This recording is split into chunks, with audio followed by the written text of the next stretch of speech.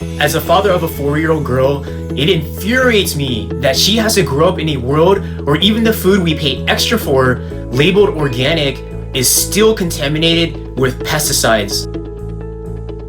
And so the green revolution was actually use of nitrogen, phosphorus, potassium, or NPK fertilizers. And the NPK fertilizer did turn plants green because nitrogen and phosphorus do that.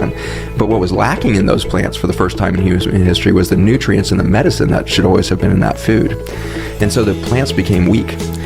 Just like a human being who lacks nutrients, their immune system goes down. And when a plant's immune system goes down, it becomes prone to viruses, pests, and it can't excrete the stuff from the root system that would keep weeds at bay. And so now the plants are getting attacked from the outside, if you will, and the chemical industry says, no problem, here's a new chemical weed killer, here's a pesticide. And so the farmers got themselves locked into this codependent relationship with chemical fertilizers, then chemical drugs for the plants to keep them alive despite a failing biology underneath the surface there. Right, akin to taking a drug to deal with the symptoms of some ailment that you have that creates a whole battery of side effects that then require you to take another drug to deal with those. It's just an environmental version of that. And so in that journey, we started to really study glyphosate and its relationship to the human cells, because like you said, Monsanto's been swearing up and down that there is no harm to the human body. The side effects of glyphosate that are outside of the shikimate pathway is direct injury to the protein structure that holds your gut lining together.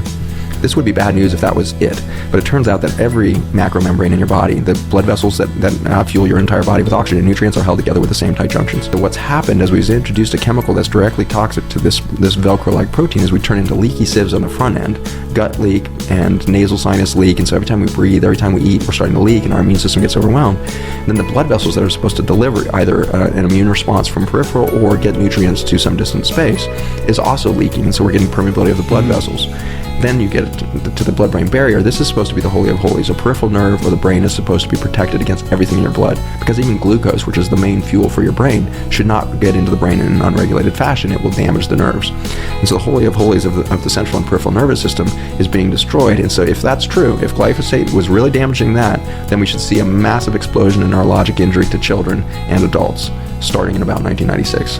And that's exactly when we see this steep increase happening in autism, Alzheimer's, Parkinson's, neurodegenerative conditions like MS, autoimmune diseases, and all the rest. USDA testing found pesticide residue on 54% organic produce. But why does this happen? Pesticides drift from nearby farms, stay in the soil, and linger in our environment. The truth is, zero pesticide residue is almost impossible, but here's what we can do. Studies show that soaking fruits and vegetables in a baking soda solution is the most effective way to remove pesticide residue.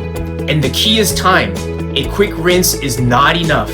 It takes 15 minutes for the pesticides to break down. Our families deserve more than labels. They deserve truly clean and healthy food. Follow the Finish Strong Project for more science-based hacks to increase your health span.